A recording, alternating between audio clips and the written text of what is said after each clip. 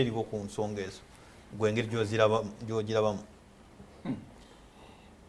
Bagamba nti enkuba eryokanga n'etonnya ne tulaba ensiisira bwe zenkanya emyoyo, era omuntu omu yagamba nti mu byobufuzi temuli mazima.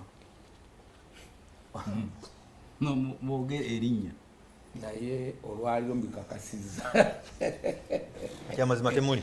Kyamazima abantu abamu bagatuulirira ddala nga sinatuuka ku mulamwa nzikiriza Mwai Busuulwa ngamba abantu baffe nali nammwe amasaka twali ku Boulevard mwebale nnyo twali ku mukolo gwa Reverend Father Katerega Junior. Nja beebaza mwenna abajja mwebale nnyo mwebale ddala omulimu gwe twakola.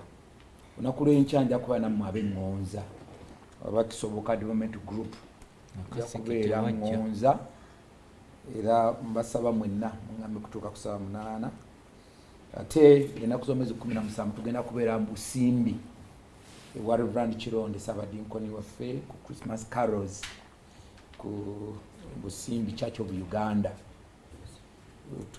Twesunze ffenna okubeerayo Reverend Kironde okujja okulaba ekitone Katonda kiwa abayimbi.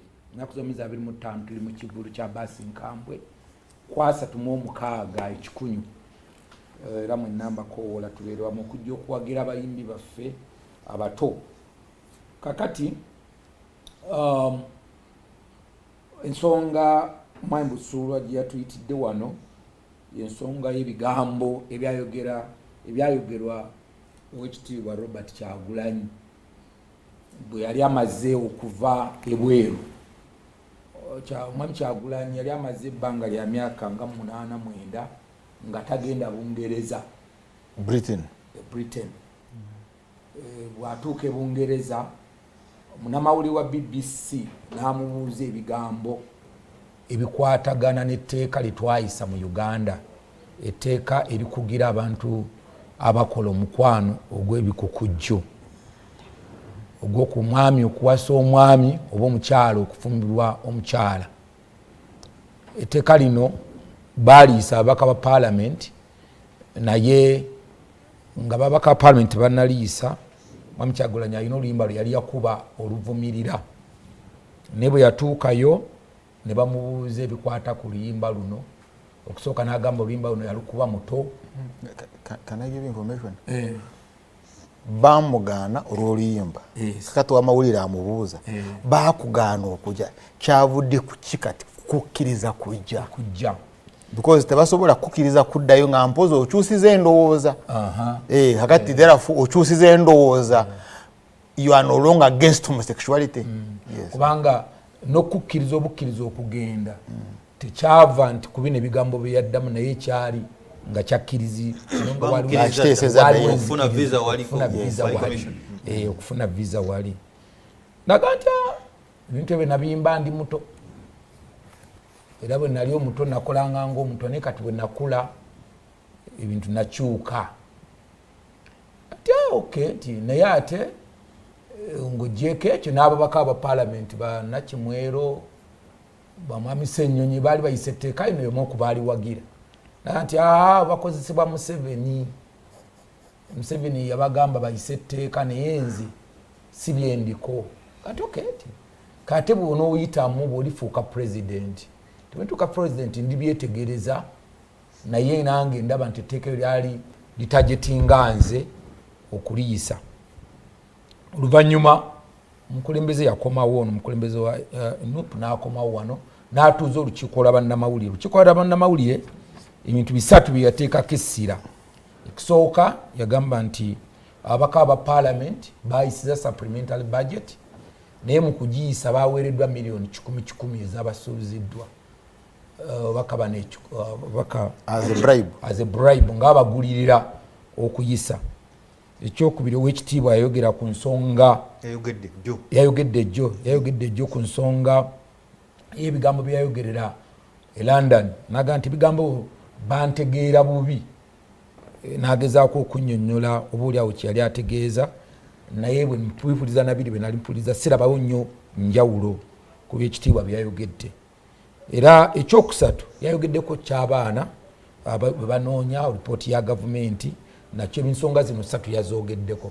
So Mwami Busoolwa kyabadde atubuuzaako mu bino byonna bikulu kubanga ze zaali ensonga 3 enkulu omukulu ze yatusimbako amannyo. Wekiba Ntamongo gye yamuzzeemu mu paalamenti ya Uganda n'amugamba ebyo byayogera tabiinaako bwino era ye talinawo amanyi miliyoni 10.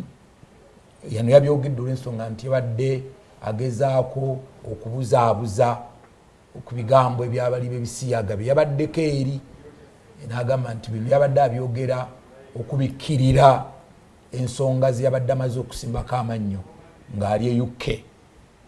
Naye era n'ayongera n'agamba nti omuntu yenna aba balina obujulizi ku kino ajja kubuwa. So ensonga zino si za Muwanga Kivumbi za president wa NUP ate Muwanga Kivumbi of course nga member wa NUP yazongeddeko n'azongeramu nga minister wa finance munda. Kakati Mwami Busoolwa nze kiki kyendaba mu kino ekisooka ndaba obwavu. Yes, mu ggwanga obwavu mu bantu mu ggwanga obwavu ng'ate sina bwa ssente wabula bwavu bwa mwoyo obw'omwoyo actually obw'omwoyo. Yes. Era jjo bwe nadde mbirowoozaako nenga nti kirabika abantu bangi bajja kufa nga balina ssente nyingi nnyo sebayita paper money n'ebyobugagga naye nga baavu. Situation bannayuganda gye tulimu etwala ebweru nga mukyana kimwerwaga nti munanga atuuse eri ate embeera kati wandyagadde ayogera atya alina ebintu bye yanonye kati mumugamba akola atya alina kwogera bw'atyo bamuwe. Nenjukira olunaku olumu enjala yatugwako eyesinga Busoolwa netutandika okusaka emmere. Twasaka emmere netwajjanga nnyo mu bulemezi enjala yetegudde nnyo netusomoke ne waamika.